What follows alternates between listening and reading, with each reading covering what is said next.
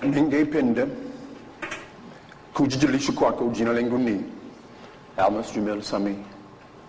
Since there are probably not many Swahili speakers out here, let me say that please allow me to introduce myself. I'm Almas Jamil Sami, and I'm very glad to be here. Some of the work I do is in prisons, detention centers, some of the young brothers who are really struggling with life, trying to find a footing. And really, the only difference between me and them, and I'm going to segue into this, is that I had a wonderful mother and a father, and my mother, please stand my mother. My mother happens to be here today, Georgiana. She didn't know I was going to do that. So I'm sure I'll hear about that later on. But the only difference really is the grace of God. I mean, I knew what it felt like to wake up in the morning and feel and smell the aroma of breakfast cooking in the morning. I knew what it's like to come home from church or come home from basketball and football and track practice, and there's a meal on the table. And back in those days, everybody raised everybody. I knew Miss Clarice. I knew Miss Crenshaw. You know, you often hear black folk particularly talk about in the old days where you could get whooped by anybody on the street. And let's be clear, it wasn't a bunch of mad black folk whipping children. Because I knew what Miss Crenshaw's sweet potato pie tastes like.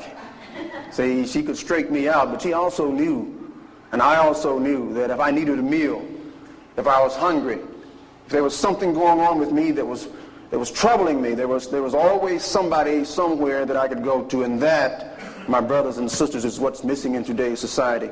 We can complain about the young people all we want, but the truth of the matter is there aren't many of them who get to stand in a circle and have the adults around them praise them as we did here today. That is simply what is missing in our society today. And part of the message today is about my first book, The Unshackled Mind. But the other part is how we can implement some of the things that I do on a local level, on a smaller level, and it really doesn't take that much to get involved with some of the roughest characters. I happen to believe that when the Titanic sank, and I don't know, I'm not a scientist and I wasn't there, but I think it probably started on the bottom. I think the hole was probably in the bottom. I think the people on the bottom knew that it was sinking long before the people on the promenade deck. And here we are today, sipping on the promenade deck, not understanding fully what's going on the bottom of our society.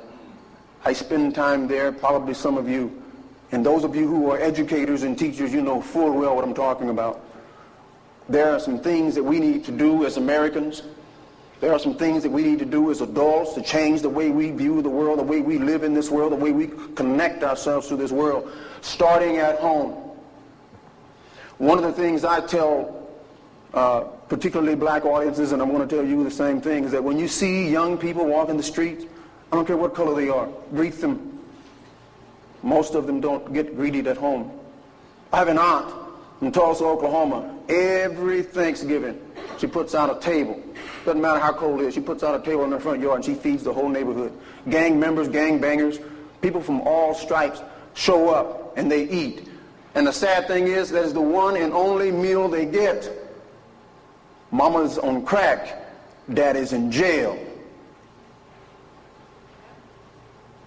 We can all do such a thing.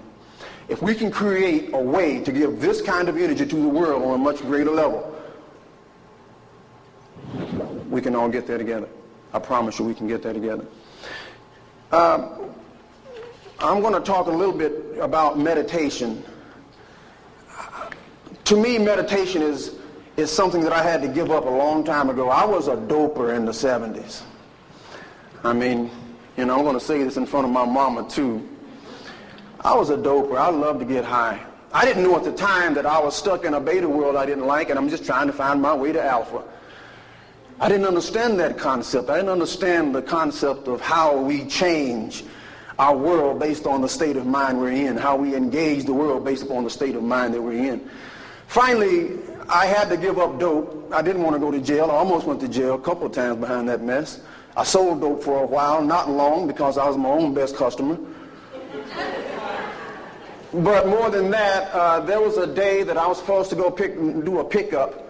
You know, we'd go out and I'd buy a couple of pounds of dope and sell it to the university over the weekend, make good money. I could make as much money as most people were making in a month on a weekend. So that's very enticing to young brothers, especially young brothers like myself who wasn't that good at reading and writing.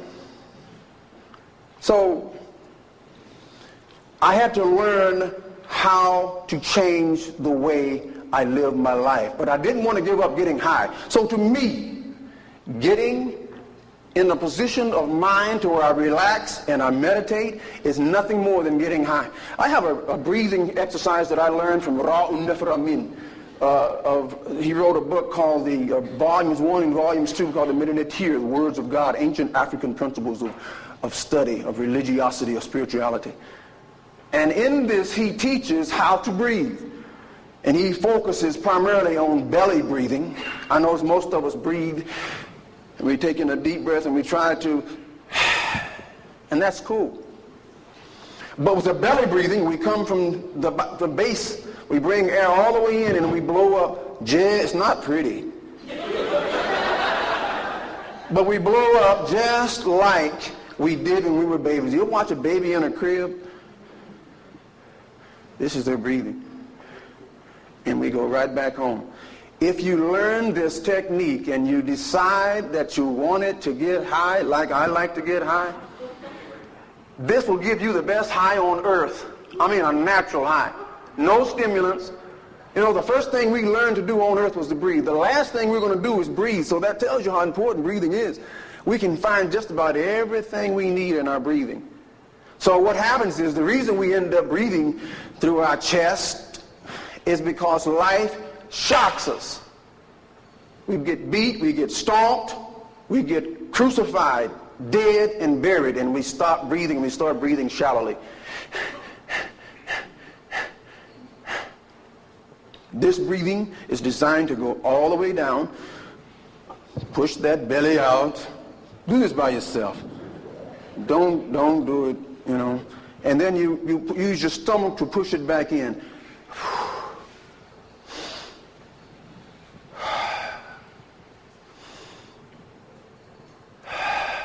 When I do this, and I do it rhythmically, there are words of power. Some say that the first thing God did on earth was to create sound. Sound is very important. So the word I use that I repeat in my mind is ang. Doesn't mean anything. It's just a reverberatory effect, and it changes the environment around me, and inside of me as well as around me. Ang, asar. Asar is a word that means God, an ancient word for God. Ang, asar, hung. Hung is another word that doesn't mean anything, but it is a peaceful, stabilizing rhythm or vibratory effect that it has.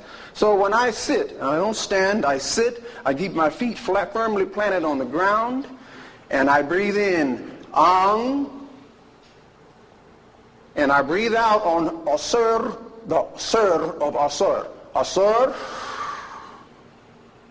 and then I hold it on hum for quite a while.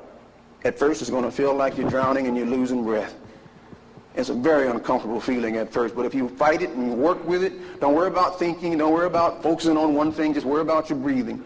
And that's the breathing. Ang, asar, hum.